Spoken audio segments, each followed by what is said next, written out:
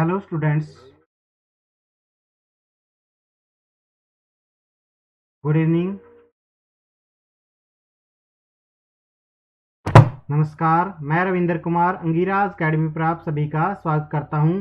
चलिए आज फिर मैं आपके लिए क्या नेक्स्ट लेक्चर, जो आज का लेक्चर है क्लास 10 का लेक्चर है। इसके अंदर आज हम जो पढ़ेंगे वो सेक्शन फॉर्मूला पढ़ेंगे। सेक्शन फॉर्मूले को आज प्रूफ करेंगे हम। सेक्शन फॉर्मूले को आज क्या करेंगे, प्रूफ करेंगे। चलिए चलते हैं आज के इस टॉपिक पर। सबसे पहले देखेंगे सेक्शन फॉर्मूला बना कैसे। तो चलिए देखते हैं।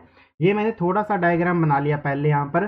चलिए अब मैं इसके कोऑर्डिनेट लिख देता हूँ। यहाँ पर जहाँ पर दोनों एक्सिस काटती हैं, ये यहाँ पर क्या एक्स एक्सिस है और ये क्या यहाँ पर वाई एक्सिस है। हॉरिजॉन्टल लाइन को हम बोलते हैं एक्स एक्सिस और वर्टिकल लाइन को क्या बोलते हैं, वाई एक्सिस। इसलिए मैंने यहाँ पर लिख दिया वाई और यहाँ पर क्या लिख दिया एक्स, इस तरीके से। अब आप देख पा रहे हैं यहाँ पर ये पॉइंट है और एक ये पॉइंट है। मैंने इन दोनों पॉइंटों का नाम दे दिया ए। यहाँ पर ये पॉइंट है और ये कौन सा पॉइंट है, बी पॉइंट है। और बी के जो कोऑर्डिनेट है वो क्या है आपके x2 coma y2, x2 coma y2 है। और जो ए के कोऑर्डिनेट है वो क्या है, x1 coma y1, x1 coma y1। और यहाँ पर एक पॉइंट है ये वाला, इस तरीके से। इस पॉइंट को हम P मानते हैं। इस पॉइंट को हम क्या है, P मान लिया मैंने इस पॉइंट को। और इस P पॉइंट के जो कोऑर्डिनेट हैं वो क्या है आपके, वो है आपके x कोमा वाई है, x कोमा वाई है। और ये P ही ऐसा पॉइंट है जो क्या है, ए बी को क्या है, ए बी जो लाइन सेगमेंट है इसको किस रेशो में डिवाइड कर रहा है, ये m1 रेशो m2 में डिवाइड कर रहा है। किस रेशो में डिवाइड कर रहा है, m1 रेशो m2 में डिवाइड कर रहा है। ये जो हमारा P पॉइंट है यहाँ पर ए बी लाइन सेगमेंट को किस रेशो में डिवाइड कर रहा है, m1 रेशो m2 में। तो चलिए सबसे पहले हम क्या करते हैं यहाँ पर, सबसे पहले हम क्या करेंगे, इस क्वेश्चन को सोल्व करने के लिए, इस फॉर्मूले को सोल्व करने के लिए हम क्या करेंगे, परपेंडिकुलर ड्रा करेंगे। क्या करेंगे, परपेंडिकुलर ड्रा करते हैं। चलिए, और परपेंडिकुलर मैं ड्रा करता हूँ इस कलर के साथ में। सबसे पहले मैंने ए, जो यहाँ पर ए पॉइंट है, यहाँ से मैंने क्या किया, परपेंडिकुलर ड्रा कर लिया इस तरीके से। इसी तरीके से मैंने जो बी पॉइंट है, कोऑर्डिनेट है, यहाँ से भी क्या कर लिया, एक परपेंडिकुलर ड्रा कर लिया यहाँ पर एक्स एक्सिस पर।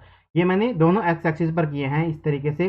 तो परपेंडिकुलर जब ड्रा किया मैंने, इसी तरीके से मैंने यहाँ से इस ए पॉइंट से क्या है, इस जो यहाँ पर पहले परपेंडिकुलर ड्रा किया बी पॉइंट से, मैंने इससे परपेंडिकुलर ड्रा कर दिया, इस पर परपेंडिकुलर ड्रा कर दिया, ये इस तरीके से। चलिए मैं अगर इनके नाम लिखता हूँ, अभी नाम लिखता हूँ यहाँ पर और आपको बताता हूँ यहाँ पर कैसे। और एक और मैंने यहाँ पर परपेंडिकुलर ड्रा कर लिया, वो इस पी पॉइंट से मैंने परपेंडिकुलर ड्रा कर लिया। और मैं इसको किसी और कलर में बनाता हूँ यहाँ पर, इस तरीके से। मैंने यहाँ पर पी पॉइंट से एक परपेंडिकुलर और ड्रा कर लिया इस तरीके से, ये वाला। तो इस तरीके से ये वाला परपेंडिकुलर ड्रा कर लिया। अब आप देख पा रहे हैं यहाँ पर ये फिगर बन गई है। इसके अलावा जो P पॉइंट था, यहाँ से भी आप एक परपेंडिकुलर ड्रा करेंगे इस तरीके से। और P से हमने परपेंडिकुलर ड्रा कर दिया, ये इस तरीके से यहाँ पर। तो ये हमारी फिगर क्या है, कंप्लीट हो गई यहाँ पर। अब मैं क्या करता हूँ यहाँ पर, ये जो कोमा P के कोऑर्डिनेट है x कोमा वाई, इनको थोड़ा सा चेंज कर देता हूँ मैं यहाँ पर, हटा थोड़ी सी जगह से इनको रखता हूँ और अलग लिखता हूँ इनको यहाँ पर। तो मैं इनको लिख देता हूँ, नीचे लिख देता हूँ, या तो मैं, या फिर नीचे लिख देता हूँ यहाँ पर। जो ये पी कोऑर्डिनेट है इसके क्या है यहाँ पर, x कोमा वाई है। तो चलिए मैं इनको लिख देता हूँ यहाँ पर।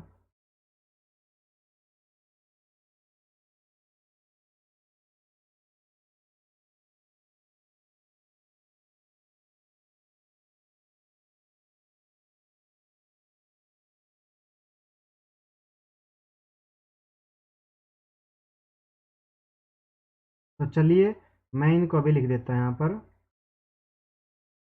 तो ये जो पी कोऑर्डिनेट था इसके मैं यहाँ पर लिख देता हूँ, यहाँ पर ही लिख देता हूँ। चलिए P का क्या है, x comma y, x comma क्या है, y है यहाँ पर। और P जो कोऑर्डिनेट था ये m1 रेशो m2 में डिवाइड कर रहा था आपका। ये कोऑर्डिनेट हमारा क्या था, B था। इसको मैंने यूं का लिख दिया। अब मैं इनके नाम देता हूँ। ए से जो मैंने एक्स एक्सिस पर परपेंडिकुलर डाला है, इसका नाम मान दे दिया एस दे दिया। क्या दे दिया है, एस दे दिया यहाँ पर। इसका नाम मैंने क्या है, टी दे दिया है।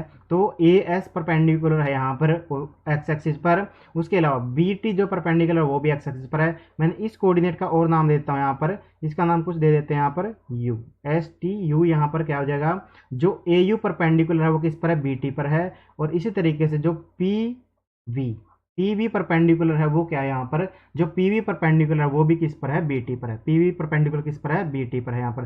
तो ये क्या है, 90 डिग्री का एंगल बन गया यहाँ पर। यहाँ पर भी जब हमने परपेंडिकुलर ड्रा किया तो ये भी कितना 90 डिग्री का एंगल है, और ये भी क्या है 90 डिग्री का एंगल है। अब मुझे ये बता दीजिए, ये लाइन भी क्या थी, 90 डिग्री का एंगल था यहाँ पर, और ये एंगल भी कितना था, 90 डिग्री का। अब आप मुझे बता दीजिए यहाँ पर ये लाइन जो है यहाँ पर ए एस लाइन क्या है, ये लाइन जो है बीटी के पैरेलल है। ए एस जो लाइन है वो बीटी के पैरेलल है यहाँ पर। इस तरीके से मैं आपको समझा रहा हूँ यहाँ पर। तो ए एस लाइन क्या हो जाएगी, पैरेलल हो जाएगी। अगर इधर 90 है तो क्या है, इधर भी 90 हो जाएगा। और ये कैसे एंगल हो जाएंगे, ये आपके कोरेस्पॉन्डिंग एंगल हो जाएंगे। कैसे एंगल हो जाएंगे, कोरेस्पॉन्डिंग एंगल हो जाएंगे यहाँ पर। तो इस तरीके से आप देख पा रहे हैं। और कोरेस्पॉन्डिंग एंगल इक्वल होते हैं तो लाइन्स क्या होती हैं, पैरेलल होती है। लाइन क्या होती है, पैरेलल होती हैं। चलिए अब हम क्या है यहाँ पर, मैंने सारे पॉइंट समझा दिए, एक बार फिर से बता रहा हूँ मैं आपको यहाँ पर। जो ए बी एक लाइन सेगमेंट है जिसको पी कोऑर्डिनेट क्या है, m1:m2 में डिवाइड कर रहा है इंटरनली। कैसा, इंटरनली डिवाइड कर रहा है। ए एस जो है एक परपेंडिकुलर है किस पर है, ओ एक्स एक्सिस पर है। उसके बाद में क्या है, बी टी परपेंडिकुलर है आपका जो है किस पर है, ये भी एक्स एक्सिस पर है। इसके अलावा ए यू परपेंडिकुलर है वो आपका बी टी पर है, और पी वी परपेंडिकुलर है वो क्या आपका, वो भी बी टी पर है। इस तरीके से मैंने आपके ये फिगर कंप्लीट की है। तो चलिए मैं लिख देता हूँ यहाँ पर एक बार सारे पॉइंट क्या है। ए एस जो परपेंडिकुलर है वो किस पर है, वो आपका है एक्स एक्सिस पर। किस पर है, एक्स एक्सिस पर है। उसके अलावा इसी तरीके से क्या है, जो बी टी परपेंडिकुलर है वो भी हमारा किस पर है, वो भी एक्स एक्सिस पर है। ठीक है। उसके अलावा नेक्स्ट जो पॉइंट है यहाँ पर ए यू परपेंडिकुलर किस पर है, ये आपका बी टी पर है। किस पर है, बी टी पर है। उसके अलावा जो अगला पॉइंट है पी वी है, वो परपेंडिकुलर है आपका, वो भी सेम किस पर है, बी टी पर है। इस तरीके से। और जैसा मैंने आपको बताया कि ये वाला एंगल और ये वाला एंगल क्या है, कोरेस्पॉन्डिंग एंगल है इस ट्रांसवर्सल लाइन पर। इस ट्रांसवर्सल लाइन यानी कि एक्स एक्सिस पर है। इसलिए क्या है यहाँ पर जो क्या है, ए एस पैरेलल क्या है, ए एस पैरेलल है हमारा किसके है, बी टी के। ए एस पैरेलल किसके है, बी टी के। क्योंकि यहाँ पर क्या है, जो कोरेस्पॉन्डिंग एंगल है वो क्या है, इक्वल है। कोरेस्पॉन्डिंग एंगल क्या है, इक्वल है। और वो कितने हैं, वो आपके हैं 90 डिग्री। क्या है, 90 डिग्री, क्योंकि परपेंडिकुलर है। क्या, क्योंकि क्या है, परपेंडिकुलर है। चलिए अब हम यहाँ से एक कंसेप्ट सीखेंगे। यहाँ पर ये पॉइंट और था भाई, इसको नाम देते हैं, मान लो इसको नाम दे दिया मैंने यहाँ पर जे पॉइंट। इसको क्या नाम दे दिया, जे। और मैंने पी जे परपेंडिकुलर डाला है ए यू पर। तो क्या है, पी जे जो परपेंडिकुलर है वो किस पर है, वो है आपका ए यू पर है। इस तरीके से हमने ये फिगर कंप्लीट कर लिया है। चलिए अब हम क्वेश्चन को सोल्व करना शुरू करेंगे। सबसे पहले हम क्या देखते हैं, यहाँ पर हमें दो ट्रायंगल दिख रहे हैं यहाँ पर। तो इन ट्रायंगल को हम देखेंगे। In triangle A J P यहाँ पर एक ये ट्रायंगल है, और दूसरी ट्रायंगल जो है यहाँ पर वो क्या है, यहाँ पर एक तो ये ट्रायंगल हमने ली है ये वाली। इस तरीके से ये जो ट्रायंगल है ये वाली ए जे पी, और दूसरी ट्रायंगल हम ले रहे हैं यहाँ पर ये वाली, इसका नाम यहाँ पर बी है। तो क्या है, बी पी बी। ट्रायंगल क्या ले लिया है, बी पी बी। ये हमने ट्रायंगल ले लिए हैं। इन ट्रायंगल को हम क्या प्रूफ करेंगे, इन ट्रायंगल को हम सिमिलर प्रूफ करेंगे। क्या प्रूफ करेंगे, सिमिलर प्रूफ करेंगे। तो आप देखिए इसमें इसमें एंगल जे है जो, वो क्या है, इक्वल टू किसके है, एंगल बी के है। एंगल बी के है, और दोनों क्या है, 90 डिग्री है। क्या है, 90 डिग्री है। ये क्या है, परपेंडिकुलर है। ये क्या है, अभी अभी मैंने बताया ऊपर ये परपेंडिकुलर है। तो परपेंडिकुलर है दोनों। यहाँ पर क्या है, सो एंगल क्या है, 90 डिग्री। क्या है यहाँ पर, एंगल 90 डिग्री है। अब मैंने आपको बताया था ये एंगल भी 90 डिग्री है। तो इसलिए क्या है, ये वाली लाइन क्या है, इस लाइन के पैरेलल हो जाएगी, क्योंकि ये भी तो परपेंडिकुलर है यहाँ पर। ये परपेंडिकुलर और ये क्या है, यहाँ पर परपेंडिकुलर है इस तरीके से। तो ये वाली लाइन और ये वाली लाइन क्या पैरेलल है। तो इसलिए ये वाला जो एंगल होगा ना आपका, ये वाला यहाँ पर और यहाँ पर ये वाला, ये एंगल भी क्या हो जाएंगे, इक्वल हो जाएंगे। तो इसका तो एंगल पी और इसका एंगल क्या हो जाएगा, बी। एंगल बी, ये इक्वल हो जाएंगे। और ये कैसी एंगल हैं, ये आपके कोरेस्पॉन्डिंग एंगल है। कैसी एंगल है आपके, कोरेस्पॉन्डिंग एंगल है। कौन से एंगल है, कोरेस्पॉन्डिंग एंगल। और कोरेस्पॉन्डिंग एंगल है तो क्या है, इक्वल है। इसलिए ट्रायंगल क्या हो जाएगा, ये ट्रायंगल आपका ए जे पी क्या है, सिमिलर हो जाएगा ट्रायंगल किसके साथ में, यहाँ पर पी वी बी के साथ में। ट्रायंगल पी वी बी के साथ में। अगर एक बार ट्रायंगल सिमिलर हो गया, अगर एक बार ट्रायंगल सिमिलर हो गया, तो फिर क्या, इनकी साइड्स क्या होंगी, प्रोपोर्शन में होंगी। इनकी साइड्स क्या होंगी, प्रोपोर्शन में होंगी। तो चलिए हम लिख देते हैं सभी साइडों को यहाँ पर ए जे, यहाँ पर डिवाइड में क्या लिख देते हैं, डिवाइड में क्या आ जाएगा आपका, पी वी आ जाएगा। यहाँ पर क्या आ जाएगा, उसके बाद में जे पी डिवाइड में क्या आ जाएगा, बी बी। और लास्ट में आ जाएगा आपका AP डिवाइड में क्या आ गया, AP डिवाइड में क्या आ गया, PB। ये मैंने प्रपोर्शन में दे दिया है, ये सभी साइड्स क्या प्रपोर्शन में हो जाएंगी। और ये कौन सी प्रॉपर्टी से ट्रायंगल सिमिलर हुई है, ये एंगल एंगल प्रॉपर्टी से क्या होगी, सिमिलर हो गई, एंगल एंगल प्रॉपर्टी से क्या हो गई है, सिमिलर हो गए हैं। अब यहाँ पर अगला पॉइंट हम समझेंगे। यहाँ पर देखिए आप, यहाँ पर तो क्या है इंपॉर्टेंट पॉइंट क्या था, यहाँ से लेके इस बी पॉइंट से लेके टी पॉइंट तक की डिस्टेंस कितनी थी, x2 थी। कितनी थी यहाँ पर, x2 थी। कितनी थी डिस्टेंस यहाँ पर, x2 थी। इसी तरीके से मुझे बताइए यहाँ पर, इसी तरीके से V पॉइंट से लेके या T पॉइंट से लेके परपेंडिकुलर T पॉइंट से लेके Y एक्सिस तक की डिस्टेंस कितनी थी, y2 थी। और इसी तरीके से आप देखिए यहाँ पर क्या है, इस P पॉइंट के कोऑर्डिनेट x, y हैं, तो यहाँ से लेके और नीचे तक x एक्सिस तक डिस्टेंस कितनी थी आपकी, ये थी आपकी x, क्या थी, x थी। इसी तरीके से यहाँ से लेके इस J पॉइंट से लेके और y एक्सिस तक की डिस्टेंस कितनी थी आपकी, y थी। क्या थी, y थी। चलिए मैं लिख देता हूँ यहाँ पर, एक बार इसको सिंप्लीफाई कर देता हूँ। यहाँ पर जो ये डिस्टेंस थी आपकी y तक की, तो ये तो क्या थी, y2 थी। क्या थी ये, y2। चलिए मैंने लिख दिया इस तरीके से। जो ये डिस्टेंस थी यहाँ से लेके और x एक्सिस तक थी, ये क्या थी आपकी, x2। ये क्या थी, x2 थी। यहाँ पर नीचे तक की थी, यहाँ x एक्सिस तक की यहाँ पर x2 थी यहाँ पर। और जो ये डिस्टेंस थी आपकी, ये थी आपकी x1। ये क्या थी, x1 यहाँ पर। और यहाँ से लेके यहाँ तक की जो डिस्टेंस थी, ये थी आपकी भाई y1। क्या थी, y1 यहाँ पर इस तरीके से। और जो ये डिस्टेंस आपकी यहाँ पर, ये लिख रहा हूँ मैं, ये जो डिस्टेंस थी आपकी, ये थी आपकी y। ये क्या थी, y। और यहाँ से लेके और नीचे तक की डिस्टेंस थी, ये मैं लिख रहा हूँ यहाँ पर इस तरीके से। ये जो डिस्टेंस थी आपकी, ये थी आपकी x। ये क्या थी, x यहाँ पर। तो चलिए अब हमें वैल्यू निकालनी है यहाँ पर। तो मुझे बताइए इस V पॉइंट तक की, B से V तक की डिस्टेंस कितनी हो जाएगी। आप बोलोगे सर P तक की तो x थी, यहाँ पर यहाँ तक x थी और यहाँ पूरी की y थी, तो ये वैल्यू आपकी कितनी बचेगी, यहाँ से लेके यहाँ तक ये आपकी वैल्यू बचेगी। BV की जो वैल्यू आ जाएगी आपकी, वो आ जाएगी आपकी x2 माइनस में x। क्या आ जाएगी, x2 माइनस में x। इसी तरीके से मुझे बताइए PV की वैल्यू कितनी आ जाएगी यहाँ पर। तो PV की वैल्यू देख लीजिए, या VP जो भी होगा हम बाद में लिखेंगे। PV की वैल्यू क्या हो जाएगी, ये रहा, ये PV की वैल्यू इस V पॉइंट से लेके और यहाँ तक की डिस्टेंस तो y2 थी और यहाँ से लेके यहाँ तक थी y, तो क्या आ जाएगा y2 माइनस में y, y2 माइनस में y यहाँ पर। तो चलिए इसी तरीके से नीचे वाले ट्रायंगल में यहाँ पर। और अब मुझे बताइए B से लेके P तक की डिस्टेंस कितनी थी। B से लेके P तक की डिस्टेंस को हमने मान लिया है m2। क्या मान लिया हमने, m2, क्योंकि रेशो में है। रेशो में आपको पता है रेशो तो सेम ही रहती है। अगर मैं यहाँ पर कुछ भी कोऑर्डिनेट लिखता हूँ, मान लो m2a लिख लिया मैंने, m2a लिख लिया। यहाँ पर एक a क्या है, यहाँ पर फैक्टर है, a क्या है, मल्टीप्लाइंग फैक्टर है यहाँ पर। इसी तरीके से इस ट्रायंगल के लिए भी निकालिए यहाँ पर। यहाँ से P से लेके J तक की वैल्यू कितनी रहेगी, P से लेके J तक की वैल्यू, P से लेके और नीचे तक क्या है, x वैल्यू है, और यहाँ से लेके क्या है, x1 है। तो क्या आ जाएगी, P से J तक की डिस्टेंस कितनी आ जाएगी आपकी, ये आपकी आ जाएगी x माइनस में x1, x माइनस में x1 आ जाएगी। इसी तरीके से A से लेके J तक वैल्यू कितनी आ जाएगी आपकी, A से लेके J तक की वैल्यू आपकी आ जाएगी, ये आ जाएगी आपकी। यहाँ से लेके यहाँ तक तो क्या थी, y थी, और यहाँ से लेके यहाँ तक क्या थी, y1 थी। तो क्या आ जाएगी, इक्वल टू y माइनस में y1, y माइनस में y1 आ जाएगी इस तरीके से।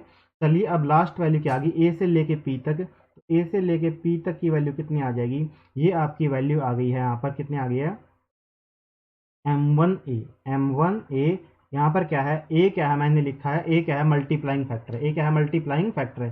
तो चलिए हम सबसे पहले क्या है यहाँ पर वैल्यू रख देते हैं aj, जो भी यहाँ पर aj क्या है, यहाँ पर y माइनस में y1 है, और डिवाइड में pv की वैल्यू क्या है, देखिए यहाँ पर pv की वैल्यू है y2 माइनस में y, y2 माइनस में y, इस तरीके से। चलिए जेपी की वैल्यू देखिए, जेपी या पीजे सेम है, तो क्या है, एक्स माइनस में क्या है, x1 है, और डिवाइड में कितना आ जाएगा यहाँ पर, डिवाइड में आपका आ जाएगा, डिवाइड में वीबी देखिए, वीबी ये रहा x2 माइनस में x2 माइनस में x, ये वैल्यू आ गई है यहाँ पर। तो चलिए अगली वैल्यू क्या है, एपी की वैल्यू कितनी है, m1a है, और डिवाइड में क्या निकालेंगे हम, डिवाइड में क्या है, पीबी की वैल्यू देखिए यहाँ पर, पीबी ये रहा m2a। अब जैसा कि आप जानते हैं यहाँ पर a से a क्या हो जाएगा, कैंसिल हो जाएगा, और ए से ए कैंसिल हो जाएगा तो क्या है यहाँ पर बचा m1 m2 ही बचा। क्या बचा? m1 m2 ही निकाल बचा। सबसे पहले हम यहाँ पर क्या है x की वैल्यू निकालते हैं, क्योंकि x की वैल्यू हमें निकाल, चलिए हम इन दो को कंपेयर करते हैं। क्या है? इन दो को कंपेयर करेंगे और हम यहाँ से x की वैल्यू निकाल लेंगे। तो चलिए निकालते हैं x माइनस में x1, x माइनस में x1 डिवाइड में क्या है x2 माइनस में x1 है, और इधर क्या है m1 डिवाइड में क्या है m2 है। m1 डिवाइड में क्या है m2 है। तो चलिए क्रॉस मल्टीप्लाई कर दीजिए। क्रॉस मल्टीप्लाई करेंगे तो आप इस तरीके से यहाँ पर दोनों को कर दीजिए। m2 की मल्टीप्लाई करेंगे तो m2 मल्टीप्लाई में क्या आ गया x माइनस में x1 आ गया, और इधर क्या आ गया m1 मल्टीप्लाई में क्या आ जाएगा x2 माइनस में x1। तो चलिए मल्टीप्लाई कर देते हैं तो क्या आ जाएगा m2 x2 माइनस में m2 x1 और इक्वल टू क्या आ गया m1 x2 माइनस में m1 x1 ये आ गई वैल्यू आपकी। तो चलिए अब यहाँ से क्या हमें किसकी वैल्यू निकालनी है? हमें तो x की वैल्यू निकालनी है। किसकी निकालनी है? x की वैल्यू निकालनी है यहाँ पर। तो ये वाला x है भाई, यहाँ पर ये गलती से x2 लिखा गया था तो ये x है यहाँ पर। तो चलिए और कहीं आपको x दिख रहा है क्या यहाँ पर? चलिए एक बार देख लेते हैं। यहाँ पर x माइनस में x1 था और x2 माइनस में x था। ये भी भाई ये था वैल्यू यहाँ पर। तो x माइनस में x1 और x2 माइनस में x1, तो ये वाली वैल्यू भी क्या थी? m1 के साथ जो मल्टीप्लाई हुआ है ये क्या थी? आपकी x था यहाँ पर इस तरीके से। तो चलिए यहाँ पर क्या है, अब इनकी ये वाला भी क्या आ जाएगा? x आ जाएगा यहाँ पर इस तरीके से। तो चलिए अब x वाली टर्म को हम इकट्ठा कर लेते हैं यहाँ पर। तो x वाली टर्म कहाँ पर? ये रही। तो